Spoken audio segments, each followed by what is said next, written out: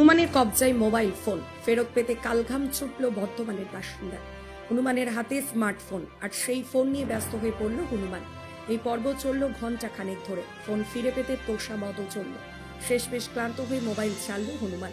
মঙ্গলকোটের পালিগ্রামের বাসিন্দা সোনালী চক্রবর্তী ঘোষকরা বাস স্ট্যান্ডের একটি হোটেলে কাজ করেন। শনিবার হোটেলে কাজ করার সময় তার মোবাইলটি পাশে রাখা ছিল। ওই সময় একটি হনুমান হোটেলে ঢুকে সোনালীর মোবাইলটি নিয়ে চলে যায়। খানিকক্ষণ পর সোনালী দেখেন তার মোবাইল ফোন হনুমানের কবজায়। মোবাইলটি ফিরে পেতে কাকতি মিনতি শুরু করেন সোনালী।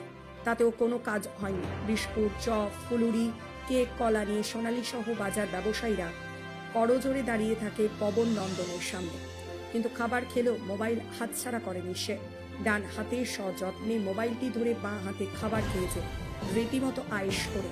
বিভিন্ন রকম খাবার নিয়ে ব্যবসায়ীরা সাধ্য সাধনা করলেও হনুমানের উদ্বেগ নেই। অন্যদিকে নিজের মোবাইলটি ফিরে পেতে সোনালীও নাছোড় বাঁধা। তিনিও কখনো হাত জোর করে মোবাইলটি ফেরত চাইছেন, আবার কখনো বা বাঁ হাত ধরে রাখা মোবাইল কেড়ে নিতে যাচ্ছেন।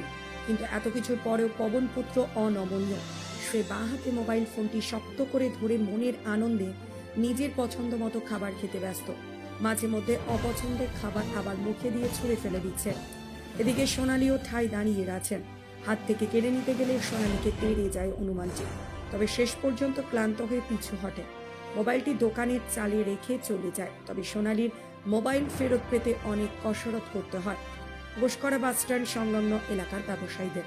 সোনালী বলেন, রোজের মতো এদিনও হোটেলের সামনে আসে হনুমানটি। তাকে খাবার ও জল দেওয়া হয়।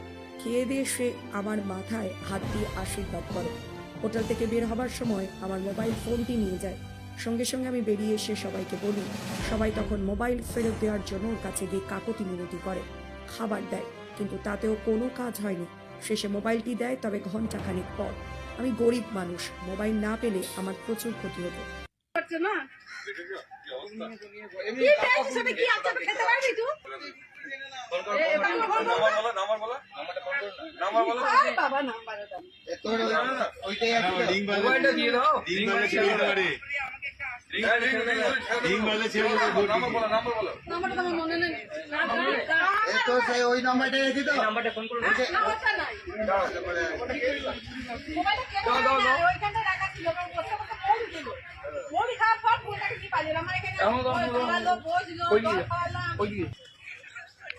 মোবাইলটা দাও, মোবাইলটা দিয়ে দাও, মোবাইলটা দিয়ে দাও সোনা।